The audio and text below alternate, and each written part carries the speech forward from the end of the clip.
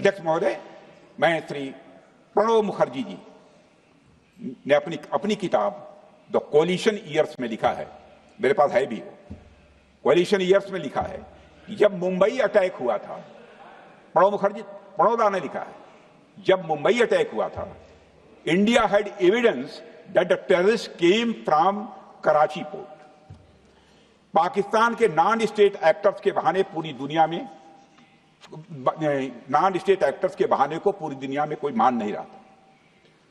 उन्होंने लिखा है प्रणोदा ने, and I quote, amid heated debates within the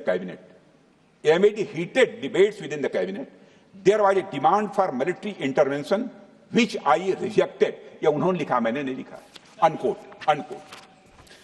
अध्यक्ष महोदय, भारतीय विदेश सेवा के एक वरिष्ठ अधिकारी ने भी अपनी किताब में इस बात की पुष्टि की है, जिनका नाम है अजय बिसारिया, और वो शायद फॉरेन सेक्रेटरी थे, कि मुंबई हमले के तुरंत बाद एक उच्च स्तरीय बैठक हुई थी जिसमें तत्कालीन विदेश मंत्री प्रणोदा ने पूछा व्हाट शुड बी डन।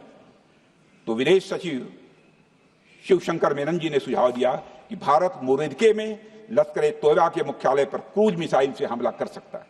यह सुनकर प्रणोदा ने चश्मा उतारकर साफ किया और सभी अधिकारियों को धन्यवाद देकर बैठक समाप्त कर दिया।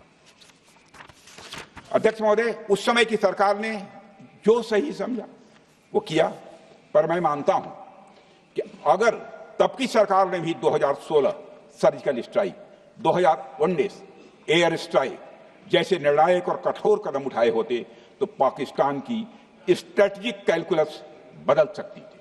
पाक द्वारा ये हमले 7 मई 25 से लगातार चले और 10 मई 2025 को रात लगभग 1:30 पर पाकिस्तान ने बड़े पैमाने पर भारत के ऊपर मिसाइल, ड्रोन, रॉकेट और अन्य लॉन्ग रेंज वेपन्स का इस्तेमाल किया। इसके साथ साथ उन्होंने इलेक्ट्रॉनिक वॉरफेयर से जुड़ी टेक्नोलॉजीज का भी सहारा लिया। अध्यक्ष महोदय, उनके निशाने पर हमारे भारतीय वायुसेना के अड्डे, थल सेना के एम्यूनिशन डिपोज, हवाई अड्डे और मिलिट्री कैंट थे।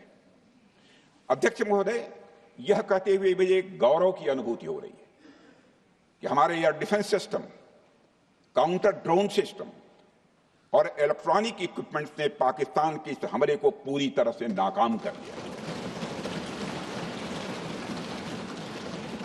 पाकिस्तान हमारे किसी भी टारगेट को हिट नहीं कर पाया अध्यक्ष महोदय, और हमारे किसी भी इंपॉर्टेंट एसेट को नुकसान नहीं हुआ है।